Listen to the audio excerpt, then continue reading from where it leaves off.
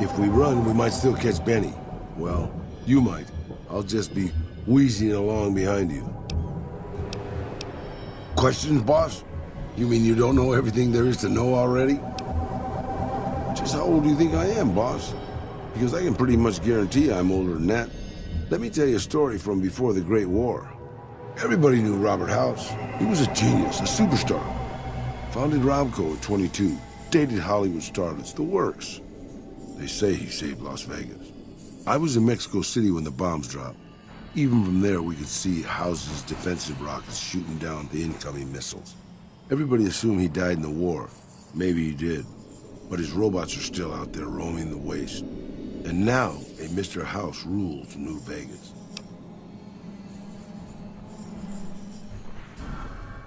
Maybe not. Maybe the new guy is just a clever raider chief with knowledge of history. Maybe he just left instructions for his robots to carry out in his name. Or maybe Robert House uploaded his brain pattern into a computer and rules to this day a godless, soulless machine god. Maybe the whole thing's a crazy coincidence. Who knows? I remember there were some weird stories about him, especially near the end.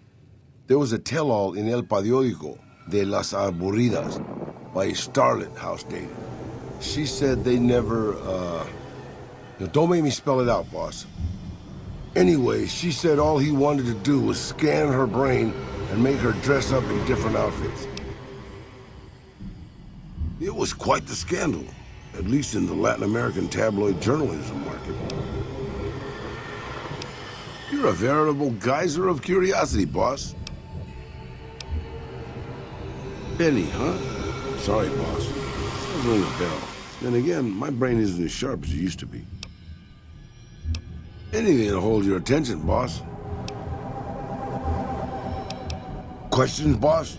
You mean you don't know everything there is to know already? They're all right, I suppose. Had a bit of a tough going there at the beginning.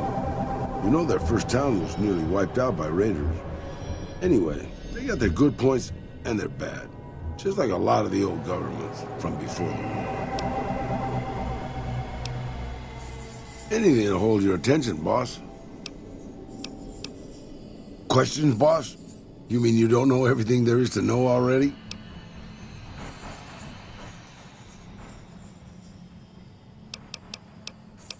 I don't really have a problem with them. People around here tend to see them as invading marauders planning to burn and pillage the countryside.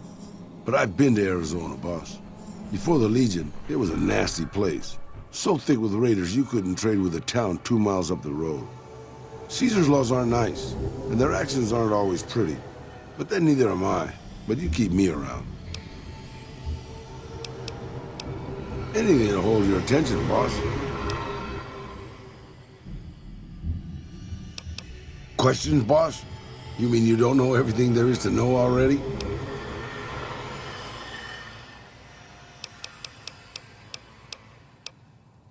It's big, it's bright, and it's one of the biggest cities still left from before the war.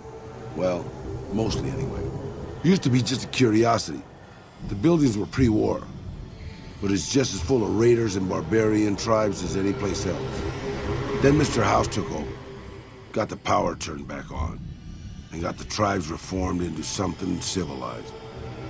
And now they run his casinos for him. Questions, boss? You mean you don't know everything there is to know already? Anything you say, boss.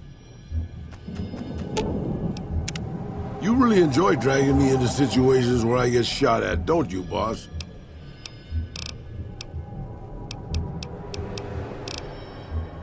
Sure, boss.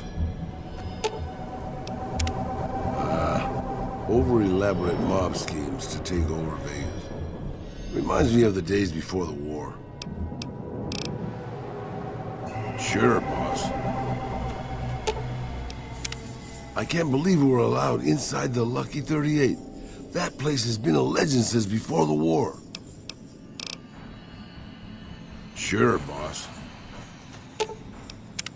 Angry soldier robots with bazookas. I'm sure there'll be a good police force. Sure, boss. Yeah, boss.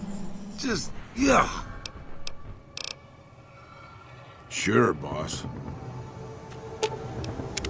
I'm glad you decided to off one of the most powerful men in the Mojave. Life was getting boring anyway. Really. Sure, boss. Oh, good. Now there's an army of robots. You don't do things by halves, do you, boss? Sure, boss.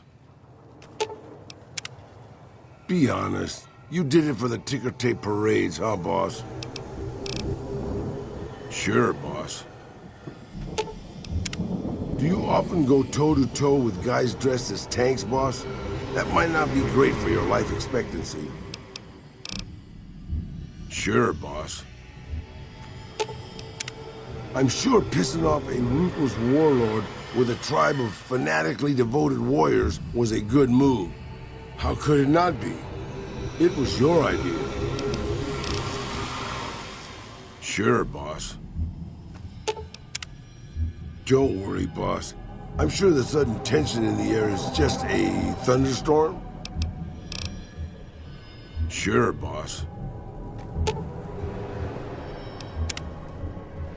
Okay, so maybe I was wrong about the thunderstorm. I admit it. Sure, boss.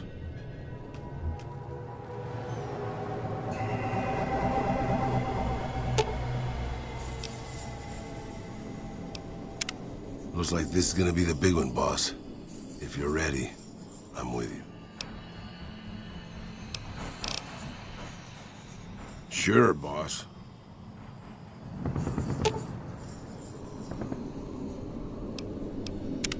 What can I do for you, boss? Sure, boss.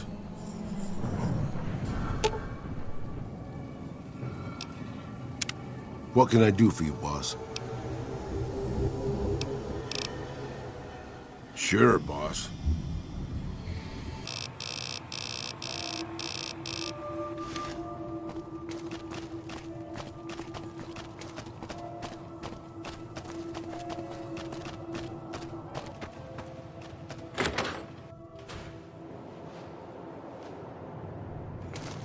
Hey, you'll get the hang of that takedown. I had trouble learning it at first, too.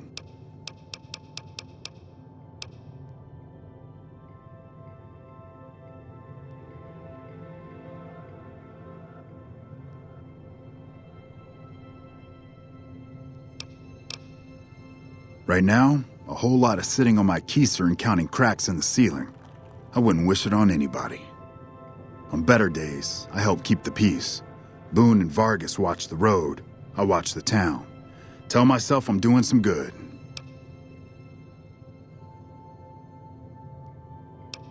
A few years back, we get a tip that some Legion slavers were holed up in this burnt-out house a few clicks from where we were stationed.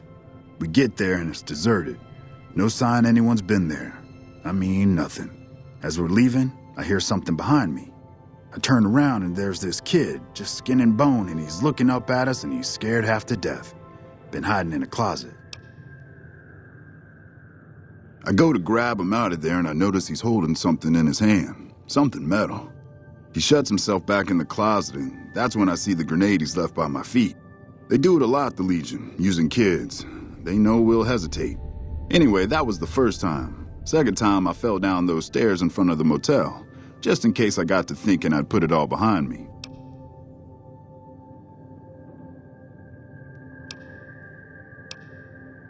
They're the NCR's finest, a one-man platoon, each of them. You got a job where even thinking about it would scare a man senseless? That's when you bring in the Rangers. And if you see a squad of veterans, guys who are in their black armor, well, you won't find a more beautiful sight. Was with them. That was back when my arm and leg used to work better. I still like to pretend I'm a ranger, though. I'll check in with the guys up at the station pretty regular on the ham radio. Sometimes they stop by, tell me they're paying their respects, the smug bastards. They haven't been responding to me last couple days. I guess they got tired of hearing me talk, but it still got me a little worried. Hell, listen to me talk, like some damn mother hen. Like what? Yeah, twice. Actually, the first time it was more like half my body. Knocked me out of the Rangers. This time, it's mostly just reminded me how useless I've gotten. A few years back, we get a tip that some Legion slavers were holed up in this burnt-out house a few clicks from where we were stationed. We get there and it's deserted. No sign anyone's been there. I mean, nothing. As we're leaving, I hear something behind me.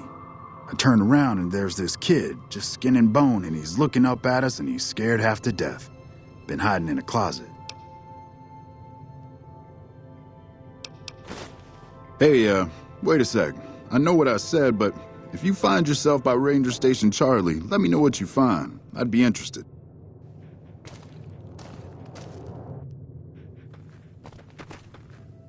Hey, boss. Can I ask you something? What do you think of guys like Ranger Andy? I mean, guys who have a world of experience doing what they do, but have to give it up because they're getting old and slow or too injured.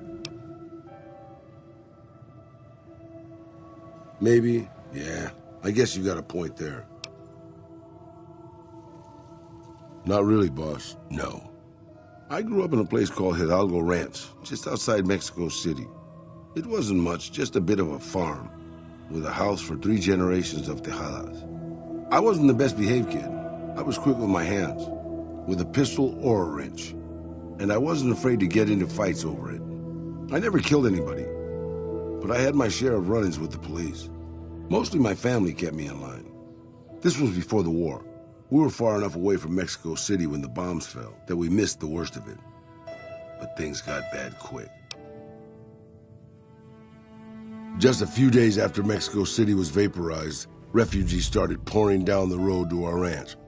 We helped who we could, but there were so many. Eventually, my father started turning people away before we ran out of food. Things got violent. My father and I got our guns, and we drove them off.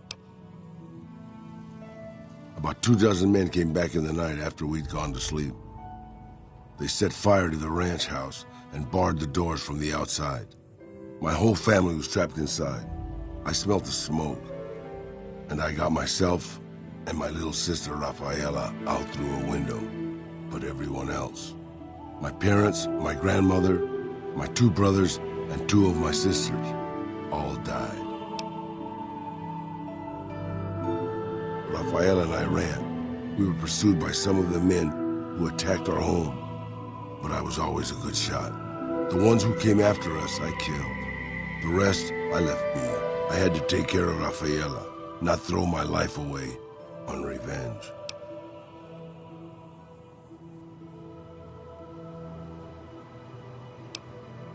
I know that, boss. That's not what I'm getting at. I'm just getting sentimental in my old age. Anyways, forget it. Just wanted that off my chest.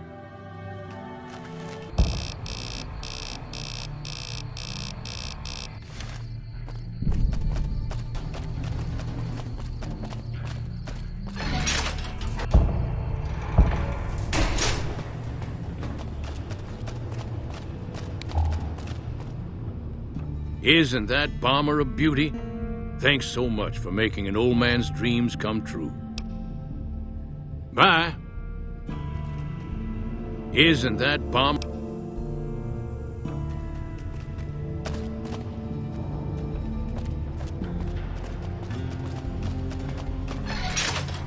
That's a good thing to see, huh, boss?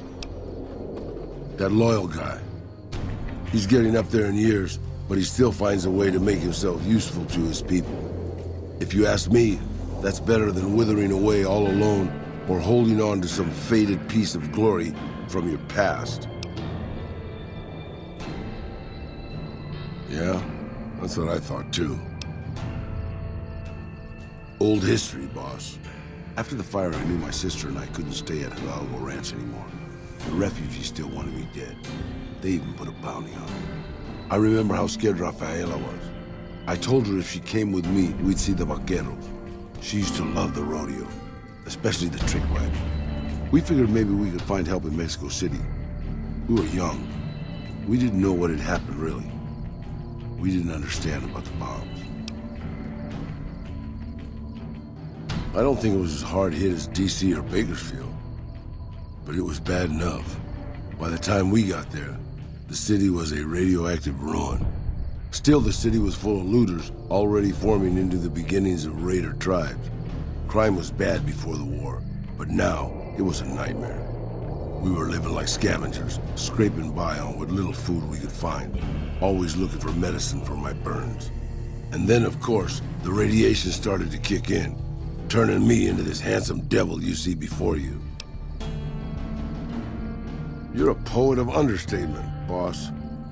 But there were moments it was almost worth it. I still remember finding that novelty costume shop.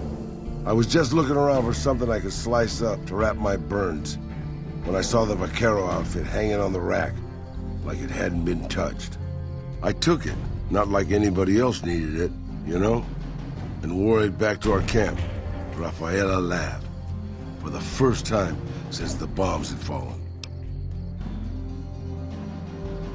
It was. I started to build up a legend. Sometimes it headed off trouble, but most of the times it just started more.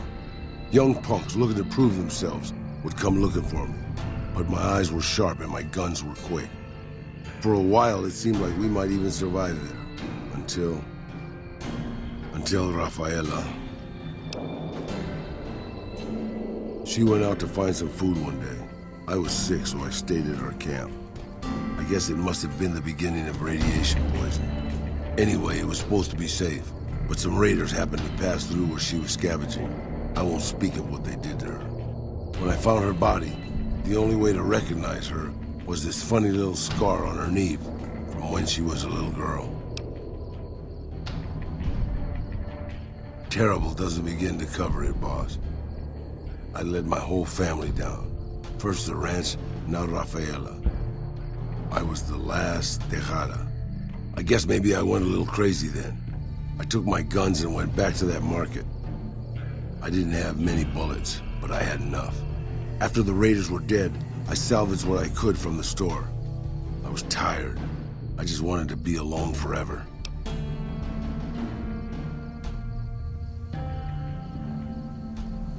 I left Mexico City behind.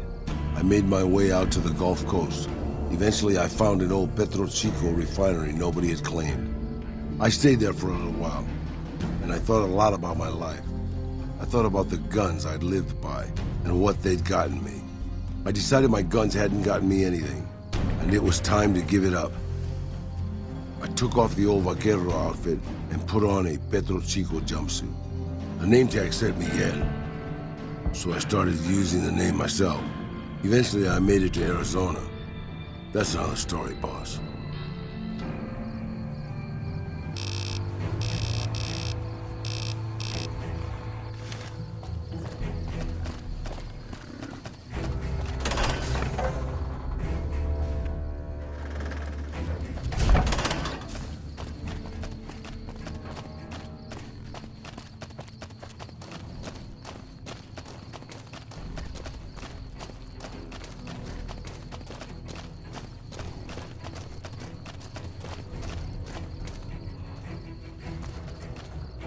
Howdy.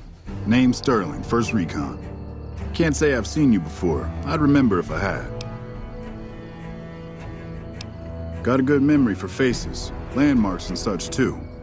Comes with practice, that's all, and a lot of scouting from place to place.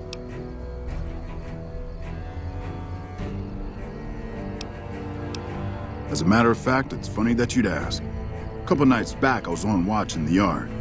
Got myself a habit of looking all around, not just where I'd expect to find trouble. Old habit, but it saved my hide on occasion. Round about 1 in the morning, I spied some lights in the control tower. Now that's the 3rd time I've spied those lights, mind you. And every time I ask about it, they tell me the place was empty. I'm just saying, it didn't look empty to me. No trouble at all. Might be nothing. Couple frisky young folks looking for a quiet place to snuggle up. That light is mighty consistent. Always there at 1 a.m. Might be worth a look. I called her the Long Carabine. Didn't always have the scope. I added that myself. Been shooting with her so long, couldn't bring myself to toss her away.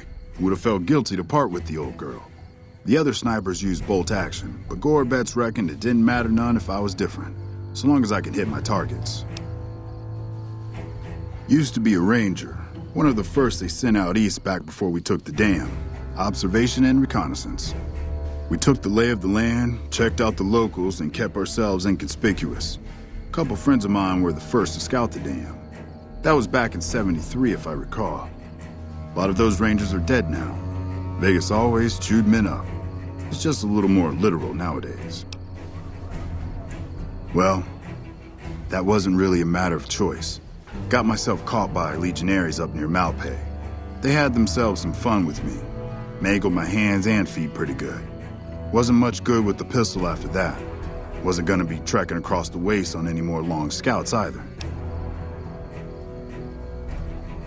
Caesar's boys figured I wasn't going anywhere after what they'd done to me, so they didn't bother tying me up. I crawled out of there on my elbows and knees. Must have looked a sight. Then I rolled down an embankment into the Colorado. I guess I had a mind to drown rather than give Caesar's boys the satisfaction of killing me. But a couple of rangers happened to be watching from across the river. They jumped on in and pulled me out of there. Lucky break, they said. Going on 6 months now, but I reckon we'll be moving out soon enough. Can't talk about the details. Till then, we'll man the towers and keep an eye on the fiends.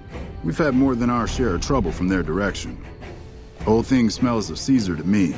Of course, that's just guesswork. But I'd still bet a few caps he's stirring up the locals against us. Always a pleasure. Keep yourself safe.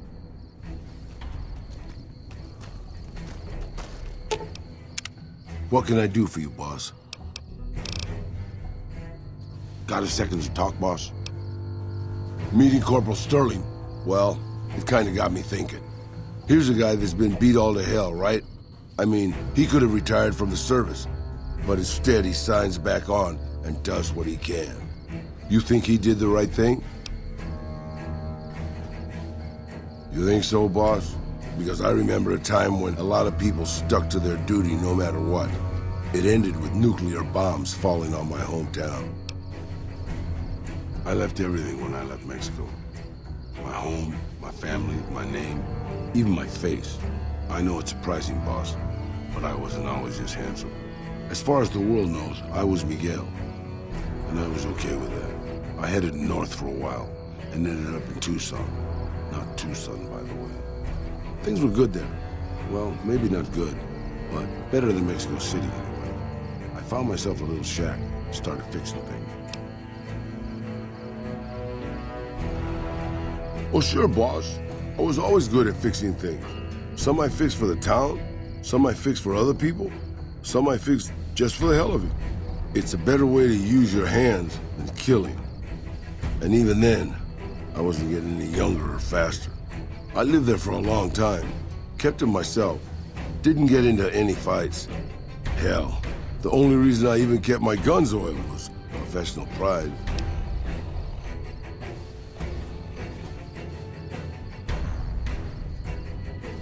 Getting there, boss. I'd been in Tucson. The locals can call it Tucson all they want, but it's Tucson, damn it. About 75 years when she showed up. Prettiest thing you ever saw, boss. Maybe it was just a trick of my senile brain, but I swear she looked just like my Rafaela. Her name was Claudia. She ended up taking work at one of the brothels in town. I never went to her, of course. How could I? But I looked after her in my own way. This was a long time ago, before Caesar's Legion pacified Arizona and brought the raider tribes to heel. A tribe came into Tucson one day. More a gang, really. Dirty Dave and his 6 brothers. They were looking for bullets, and I sold some to them. I figured if I did that, they'd leave town before they tore it up too much. No, boss. No, they didn't. As I was saying, I hoped they'd leave the town in peace. Instead, they decided to stop at Claudia's brothel to take the edge off. I don't know which one of them got rowdy first, but by the time I heard the screams, and got my guns, it was too late. They shot up the brothel, killed 4 girls, and taken Claudia for their sport.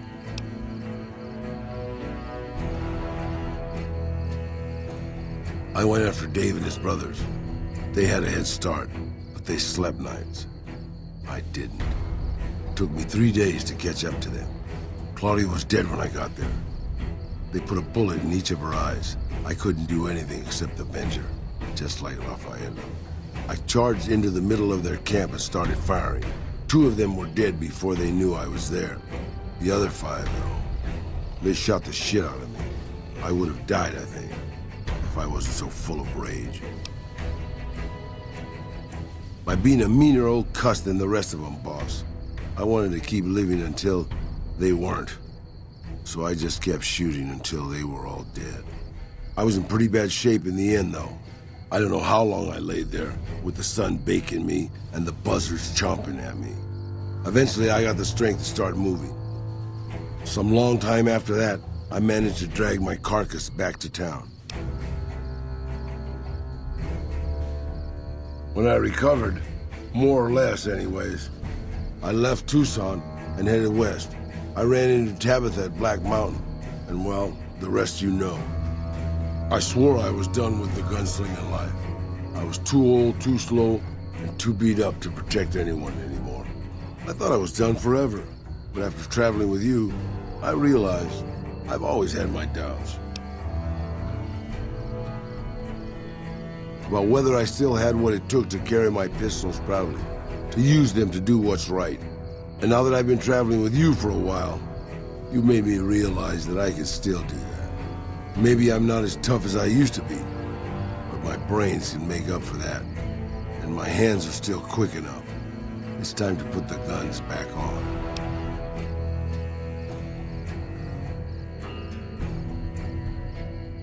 You can bet on that, boss.